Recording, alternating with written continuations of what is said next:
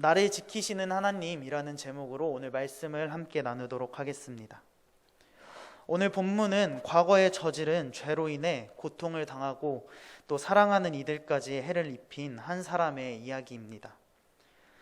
오랜 시간 기다렸던 상속자인 이삭이 탄생하면서 아브라함과 사라는 크게 기뻐했습니다. 하지만 이 기쁨은 점차 후회로 물들기 시작했습니다. 대략 15년 전 그들은 하나님의 계획을 앞당기고자 했습니다. 하나님의 약속이 이루어지는 것을 봐야겠다는 그 조급함 때문에 그들은 자기 방식대로 자신들이 생각한 계획에 따라 아들을 낳고자 했던 것입니다. 16장에서 사라는 내 여종에게 들어가 자녀를 얻으라고 아브라함에게 제안을 했었습니다.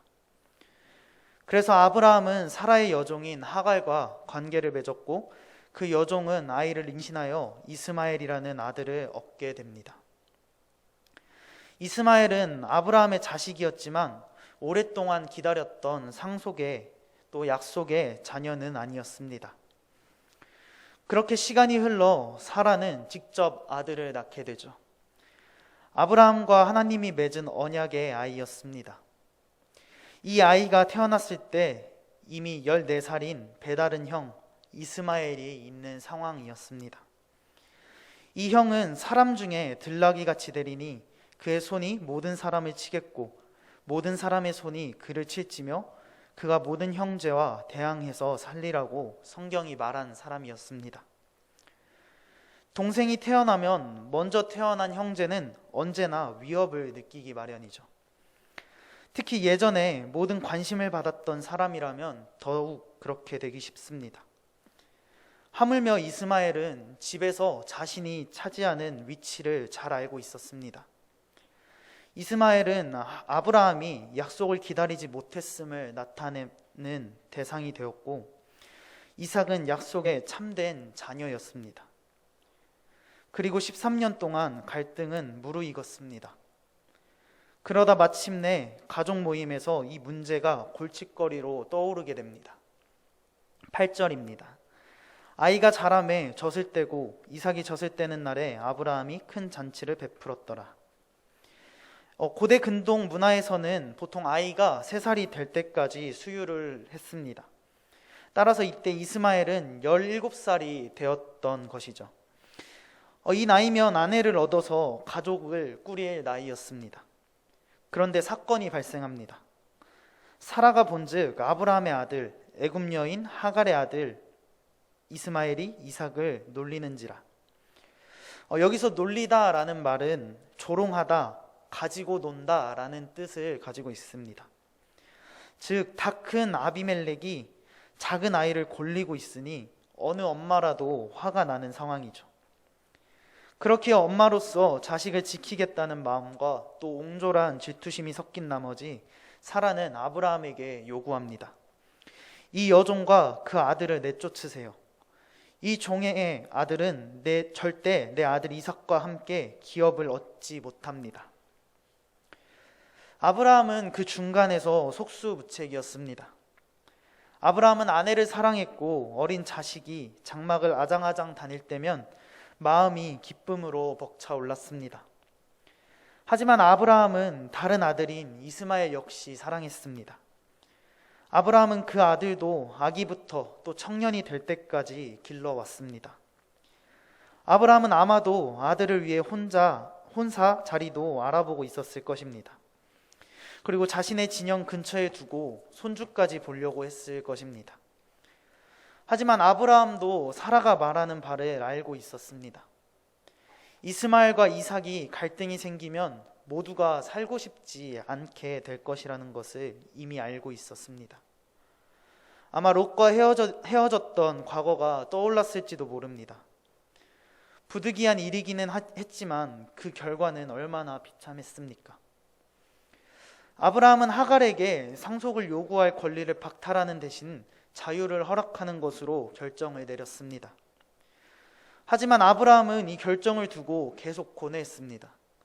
성경은 2차례나 아브라함이 근심했다고 기록하고 있습니다. 우리는 이전에 저지른 죄를 두고 자책하는 아브라함의 모습을 어렵지 않게 떠올릴 수 있습니다. 내가 무슨 짓을 한 거지? 18년 전 나는 도대체 무슨 생각을 했던 것이지? 나는 이제 사랑하는 다 큰 아들과 또 아내 사이에 껴서 이러지도 저러지도 못하는구나. 좋은 방법이 없나? 그러자 마침내 하나님이 개입하시고 아브라함에게 말씀하십니다. 12절에서 13절입니다. 하나님이 아브라함에게 이르시되 내 아이나 내 여종으로 말미암아 근심하지 말고 사라가 내게 이른 말에 다 들으라. 이삭에게서 나는 자라야 내 씨라 부를 것임이니라. 그러나 여종의 아들도 내 씨니 내가 그로 한 민족을 이루게 하리라 하신지라. 아브라함은 이제 마지막 결정을 내리게 됩니다. 이스마엘은 떠나야만 했습니다. 주님이 그를 돌보시고 그의 자손을 번성하게 하신다고 약속하셨습니다. 그러면 된 것입니다. 결단을 내린 아브라함은 아침 일찍 일어나 떡과 물을 가져다가 하갈에게 주고 그녀와 이스마엘을 떠나보냈습니다. 하갈은 브에세바라는 광야에서 방황했습니다. 광야는 아무것도 없는 땅이죠. 그곳에서 필요한 것은 너무나도 많은데 가진 것은 너무나도 부족했습니다. 하나님이 자신을 돌보시기는 하시는지 의심스러웠습니다. 절망은 끝없이 커져만 갔습니다. 그런 하갈은 슬피 울기 시작합니다. 아마 자신이 겪은 일들을 회상했을 것입니다. 사랑으로 임신하지도 못하였고 그저 종이라는 이유로, 세상의 문화가 그렇다는 이유로 아이를 낳은 것뿐인데 이제 그 아들과 함께 버림을 받았습니다. 다행히 하나님은 이 여인을 보셨습니다. 그들의 부르짖는 소리를 들으셨습니다. 하나님은 하갈을 위로하시며 하갈의 눈을 밝히시고 샘을 보게 하십니다. 그 샘물은 그곳에 계속 있었습니다. 하지만 그녀는 보지 못하고 있었습니다. 그녀에게 가장 필요하던 그 샘물을 그녀는 눈이 어두워져 보지 못하고 있었습니다. 하지만 하나님께서 그녀에게 가장 필요한 것을 보게 하셨습니다. 그렇게 하나님은 이들이 살아남도록 해주실 뿐만 아니라 번성하도록 돌보아 주셨습니다. 오늘 말씀을 정리하도록 하겠습니다. 오늘 하갈은 세상에서 가장 불쌍한 사람이라고 해도 과언이 아닙니다. 자신이 원해서 임신을 한 것이 아닌 상태에서 아들을 낳았고 열심히 길렀더니 이제는 아이의 아빠로부터 버림받게 되죠. 더 나아가 광야로 나가게 됩니다. 그곳에서 그녀는 혼자라고 느끼고 외로웠을 것입니다. 절망했을 것입니다.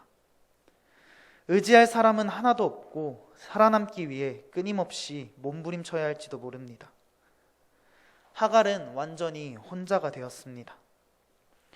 기억나는 것은 슬픈 것들 뿐이고 미래는 암울하며 지쳤을 것입니다. 하지만 하나님은 하갈을 보살펴 주셨습니다. 우리가 외롭다고 느낄 때 우리는 알아야 합니다. 우리는 혼자가 아닙니다.